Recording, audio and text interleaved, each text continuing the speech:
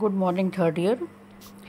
पिछले 11th session में मैंने डिप्रेशन इन फ्रीजिंग पॉइंट शुरू करा था और साथ ही इस डायग्राम को भी डिस्कस करा था।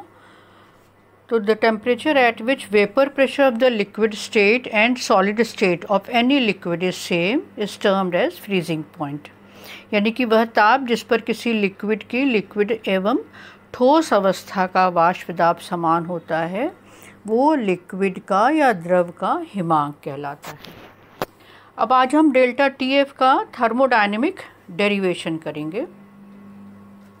तो देखिए उसी डायग्राम को वापस हम लेंगे और ये जो रिलेशनशिप है between depression in freezing point यानी कि delta TF and concentration of the solution यानी कि विलयन की सांद्रता तथा डेल्टा टीएफ के बीच में हम संबंध ज्ञात करेंगे और हम हेल्प लेंगे दो इक्वेशन की, एक क्लॉसियस-क्लैपेरॉन इक्वेशन और दूसरा राउल्ट्स लॉ।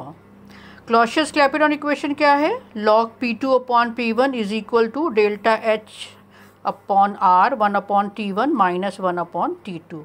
और राउल्ट्स लॉ क्या है? P minus P S upon P is equal to small n upon small n plus capital N। तो इन दोनों इक्वेशन की हेल्प से हम डेल्टा टी एफ और कॉन्सेंट्रेशन विलयन की सांद्रता के बीच में रिलेशनशिप निकालेंगे।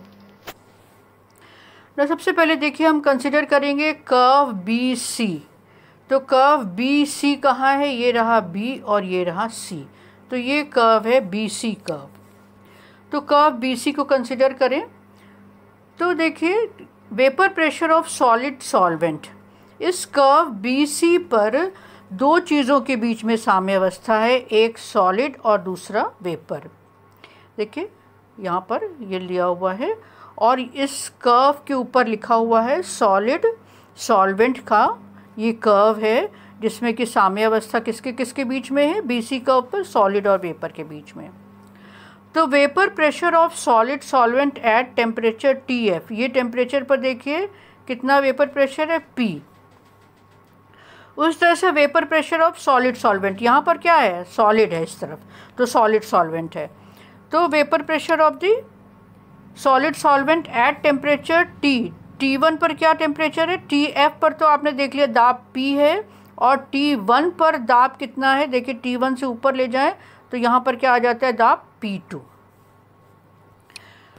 तो vapour pressure of solid solvent TF ताप पर P है और T1 ताप पर P2 है। ये B और E पॉइंट की बात कर रहे हैं। The equilibrium existing along the curve BC curve पे कौन सा इक्विलिब्रियम है? सॉलिड और वेपर के बीच में। ये सॉलिड और वेपर के बीच में इक्विलिब्रियम है। यदि सॉलिड सीधे वेपर में चेंज होता है तो उस प्रोसेस को हम ऊर्ध्वपातन या सब्लिमेशन कहते हैं। Now point B and E lying on this BC curve। BC curve पे एक पॉइंट B है और एक पॉइंट E है। देखिए अब इस दो पॉइंट पर हम क्लॉसियस-क्लैपेरॉन इक्वेशन को लागू करेंगे। तो देखिए क्लॉसियस-क्लैपेरॉन इक्वेशन ये होता है log P2 अपॉन P1 यानी कि हायर प्रेशर अपॉन लोअर कम जो दाब है। तो दो पॉइंट है तो log हायर प्रेशर क्या है? P और जो लोअर प्रेशर है वो क्या है? P2। इन्हीं यही दो पॉइंट हम ले रहे हैं B और E पॉइंट पर। तो B पॉइंट पर दाब P है और E पॉइंट पे दाब P2 है। उसके बाद हम ले लें डेल्टा H। तो डेल्टा H की जगह हम डेल्टा HS लिखेंगे क्योंकि यहाँ पर सब्लिमेशन हो रहा है। तो डेल्टा H अपॉन R, तो डेल्टा HS अपॉन R यहाँ लिख दिया और फिर 1 अपॉन T1 यानी कि लोअर टेम्परेचर, तो लोअर टेम्परेचर तो T1 ही है और हायर टेम्परेचर यहाँ पर TF हो गया। तो ये इक्वेशन आ गई हमारे पास, equation number 1। Now delta HS क्या है? Latent heat of sublimation, S for sublimation of solid solvent. Now उसी इक्वेशन को हम लिख सकते हैं log P upon P2 is equal to delta HS upon R TF, LCM ले लिया तो TF minus T1 upon T1 into TF, या हम इसको TF माइनस T1 अगर हम इस डायग्राम से देखें तो TF माइनस ये TF माइनस T1 को हमने क्या लिख दिया है? Delta TF। तो इसी तरह हमने यहाँ पर क्या TF माइनस T1 को हमने यहाँ पर लिख दिया डेल्टा TF और नीचे यही है T1 इंटू TF। चूँकि सोल्यूशन बहुत डाइल्यूट है इसलिए TF और T1 में कोई विशेष अंतर नहीं है। TF क्या चीज़ है? सॉल्वेंट के लिए फ्रीजिंग पॉइंट, और T1 क्या चीज़ है? सोल्यूशन के लिए फ्रीजिंग पॉइंट। तो इन दोनों में विशेष अंतर नहीं है, तो हम इक्वेशन नंबर 3 में हमने क्या कर दिया, T1 इंटू TF की जगह पर हमने TF स्क्वायर कर दिया। तो ये हो गया इक्वेशन नंबर, जो हमारा कर्व था BC। तो BC कर्व के लिए हमारे पास इक्वेशन नंबर 3 आया। BC कर्व पे कौन सा प्रोसेस हो रहा है? सब्लिमेशन का प्रोसेस हो रहा है। नाउ अब हम दूसरा कर्व देख लें, तो दूसरा कर्व हम देखेंगे DE। तो देखिए ये रहा DE, ये है DE कर्व, और DE कर्व पे क्या क्या है, किसके किसके बीच में इक्विलिब्रियम है? सॉल्यूशन और वेपर के बीच में। तो equilibrium existing along the curve DE किसके बीच में है? सॉल्यूशन तथा वेपर के बीच में। तो इस प्रोसेस को हम क्या कहते हैं? वेपराइजेशन या वाष्पन की प्रक्रिया कहते हैं। अब यहाँ पर इस कर्व पर 2 पॉइंट आ रहे हैं, एक E आ रहा है, दूसरा F आ रहा है। देखिए एक पॉइंट E है और दूसरा पॉइंट F है, ये 2 पॉइंट आ रहे हैं। F पॉइंट पर जो दाब है, यानी कि जो अधिक दाब है वो P1 है, और दूसरा पॉइंट E है, उस पर दाब कितना है? P2 है। तो फिर हम वही क्लॉसियस-क्लैपेरॉन इक्वेशन लागू करेंगे। हम किस किस पॉइंट पर? E और F पॉइंट पर हम क्लॉसियस-क्लैपेरॉन इक्वेशन लागू करेंगे। तो ये हो जाएगा लॉग, हायर प्रेशर होगा P1 अपॉन P2, और यहाँ पर वेपराइजेशन का इसलिए डेल्टा HV अपॉन R, और फिर टेम्परेचर वही 1/T1 माइनस 1/TF। या यहाँ पर फिर हमने एलसीएम ले लिया, और फिर TF माइनस T1 को हमने क्या करा था? डेल्टा TF और T1 इंटू TF, चूँकि सोल्यूशन बहुत डाइल्यूट हो, दोनों को बराबर माना, तो ये हो गया TF स्क्वायर। ये आ गया हमारे पास इक्वेशन नंबर 4। और यहाँ पर डेल्टा HV क्या है? लेटेंट हीट ऑफ वेपराइजेशन है। ना हमारे पास 2 रिलेशनशिप आ गए। तो हमने 2 कर्व यूज़ करा है, एक BC कर्व जहाँ पे सब्लिमेशन हो रहा है, और एक DE कर्व जहाँ पर वेपराइजेशन हो रहा है। तो ये देखिए सॉलिड, लिक्विड एंड वेपर, इसको ध्यान से देखिए, सॉलिड, लिक्विड एंड वेपर। तो जब सॉलिड से वेपर में होता है, चेंज होता है, तो हम इसको सब्लिमेशन कहते हैं, और इसके लिए हमारे पास इक्वेशन नंबर 3 आया हुआ है। जब लिक्विड से वेपर में चेंज होगा तो इसको हम कहते हैं वेपराइजेशन, और इसके लिए इक्वेशन नंबर 4 हमने निकाला है। तो 2 इक्वेशन हमने निकाले हैं, एक इक्वेशन नंबर 3 निकाल चुके हैं और इक्वेशन नंबर 4 निकाल चुके हैं। लेकिन हमारे पास इसका रिलेशन नहीं आया है, सॉलिड और लिक्विड के बीच में रिलेशन कैसे आएगा। तो आप देख सकते हैं एक ये रिलेशन है और एक ये रिलेशन है। तो यदि इस रिलेशन में से ये माइनस कर दे तो हमारे पास ये वाले रिलेशन के लिए आ जाएगा इक्वेशन सब्लिमेशन, यानी कि इक्वेशन नंबर 3 ये है सीधे सॉलिड से वेपर हो रहा है, और दूसरा जो लिक्विड से वेपर हमने निकाला इक्वेशन नंबर 4, यदि ये माइनस कर देते हैं तो हमारे पास रिलेशन आ जाएगा सॉलिड और लिक्विड के बीच में। तो क्या है, in order to get a relationship for the equilibrium solid and liquid, क्या करें हम? सब्सट्रैक्ट इक्वेशन नंबर 4 को हम इक्वेशन नंबर 3 में से माइनस कर दें। तो देखिए इक्वेशन नंबर जो हमारे पास 4 को माइनस करना है, तो इक्वेशन नंबर 3 हमारे पास क्या आया हुआ है? इक्वेशन नंबर 3 है log P अपॉन P2। ये लेफ्ट हैंड साइड पहले देख लें।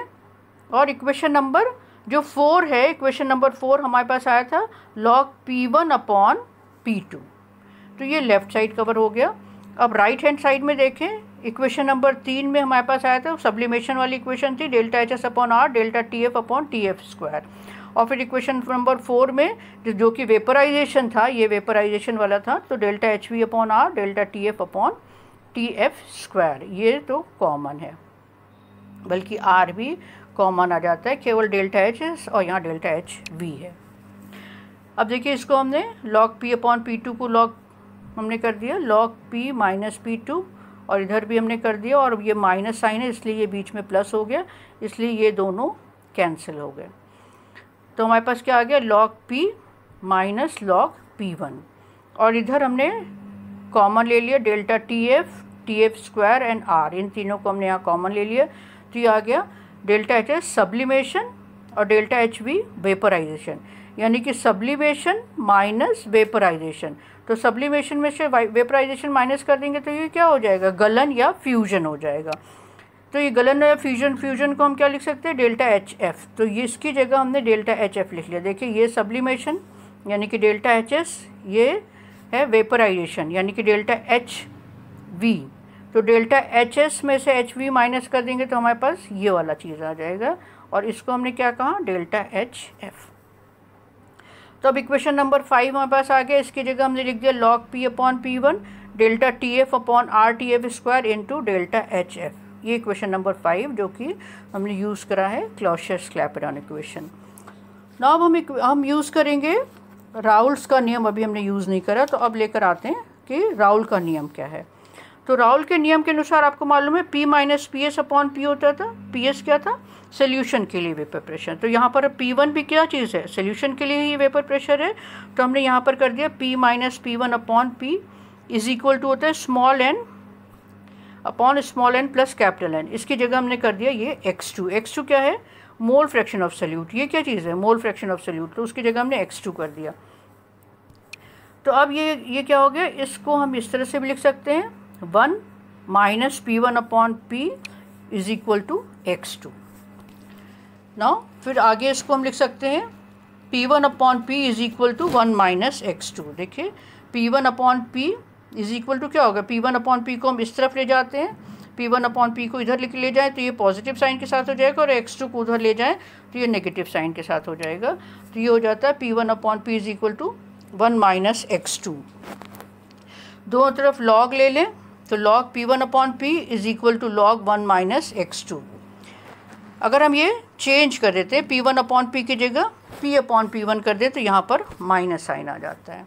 और चूँकि log 1 minus X is equal to minus X है, इसलिए यहाँ पर ये माइनस तो एज इट इज़ उतर गया, और log 1 minus X is equal to ये रहा माइनस एक्स, और ये minus is equal to plus.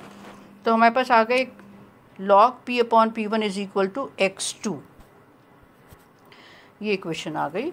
अब इस वैल्यू को हम इक्वेशन नंबर 5 में सब्स्टिट्यूट करेंगे। इक्वेशन नंबर 5 देखिए, ये इक्वेशन आई थी हमारे पास। तो ये log P अपॉन P1 की जगह क्या लिख दें, x2, और ये एज इट इज़ हमने लिख दिया। या यहाँ से इस इक्वेशन से हम डेल्टा टी एफ ले लें, यानी कि depression of freezing point, delta T F is equal to R T F square into x2 upon delta H F, equation number 6। तो ये जो इक्वेशन है वो हमारे पास ये रिलेशनशिप बता रहा है डेल्टा टी एफ यानी कि depression in freezing point and mole fraction of the यानी कि x2 of the solute in the solution. ये रिलेशनशिप इसके लिए बता रहा है। लेकिन यदि हमें रिलेशनशिप को जो सांद्रता है उसको हम मोल फ्रैक्शन में नहीं जानकर यदि हमें मोलैलिटी में जानना हो तो देखिए हमें आगे इसको प्रोसीड करना पड़ेगा। तो अब हमें रिलेशनशिप निकालना है किसके किसके बीच में, डेल्टा टी एफ के बीच में और किसके बीच में, मोलैलिटी के बीच में। Delta T F and molality small m, इनके बीच में रिलेशनशिप निकालने के लिए अब आगे चलते हैं। तो देखिए क्या करा हमने, x2 यानी कि जो mole fraction of the solute था वो किसके बराबर था, small n upon small n plus capital N, और डाइल्यूट सोल्यूशन के लिए इसको हम इस तरह से सकते हैं, और फिर इसमें नंबर ऑफ मोल्स सोल्यूट और सॉल्वेंट का डालने पर ये इक्वेशन आ जाती है। Now substitute the value from equation number 7 to equation number 6। तो इक्वेशन नंबर जो 6 था वो delta T F R T F upon delta H F था, और यहाँ पर x2 था। तो x2 की जगह पर हमने ये वैल्यू रख दी। अब ये डेल्टा एच एफ और ये रहा m, तो delta H F upon m हमने कर दिया, तो उसकी जगह ये आ गया LF। LF क्या है, लेटेंट हीट ऑफ फ्यूजन पर gram of the solid solvent. तो ये हमारे पास आ गया इक्वेशन नंबर 8। अब जैसे आपने पिछले एलिवेशन इन बॉइलिंग पॉइंट में भी आपने देखा, तो इस तरह से हमने माना था कि if small m is the molality of the solution. देखिए यहाँ पर हमने वापस बता दे रहे, यहाँ पर ये जो m है वो केवल वो आपका सोल्यूट का मॉलिक्यूलर वेट है। यहाँ पर जो स्मॉल m है वो सोल्यूट का मॉलिक्यूलर वेट है। अब हम यहाँ पर क्या मान रहे हैं कि यदि m molality of the solution है, और यदि हम कह रहे हैं कि विलयन की मोललता स्मॉल m है, इसका मतलब क्या हुआ कि m मोल्स जो सल्यूट है वो डिज़ोल्व कर रहे हैं 1000 ग्राम सॉल्वेंट में। तो इसका मतलब small w upon small m is equal to हमने क्या मान लिया, m मोललता, और कैपिटल W हमने मान लिया 1000 ग्राम। तो यदि हम इक्वेशन नंबर जो प्रीवियस आपकी इक्वेशन आई है, इक्वेशन नंबर 8, उसमें यदि हम रख दें तो ये हो जाएगा, ये इक्वेशन आ जाएगी आपके पास, ये मोलैलिटी रख दी और ये कैपिटल W की वैल्यू रख दी, मोलैलिटी तो small w upon small m is equal to ये small w upon small m की जगह हमने m रख दिया है और कैपिटल W की जगह हमने 1000 रख दिया। ये आ गई इक्वेशन। अब कांस्टेंट वाले टर्म को एक साथ कर लें, यानी कि RTF स्क्वायर अपॉन 1000 LF को एक साथ कर लें, और ये रहा मोललता या मोलैलिटी। तो ये जो कांस्टेंट है इसको हम KF कहते हैं, जिसको कहते हैं मोलल डिप्रेशन कांस्टेंट या मोलल अवनमन स्थिरांक, या इसको हम क्रायोस्कोपिक कांस्टेंट भी कहते हैं। तो देखिए यहाँ पर TF और LF ये दोनों आपके लिए सॉल्वेंट के लिए हैं और ये कांस्टेंट है। तो यहाँ से क्या आ जाता है, delta TF is equal to, इसकी जगह हमने KF रख दिया, तो delta TF is equal to KF into M। यदि आपको एलिवेशन इन बॉइलिंग पॉइंट का ध्यान हो तो वहाँ पर आया था delta TB is equal to KB into M।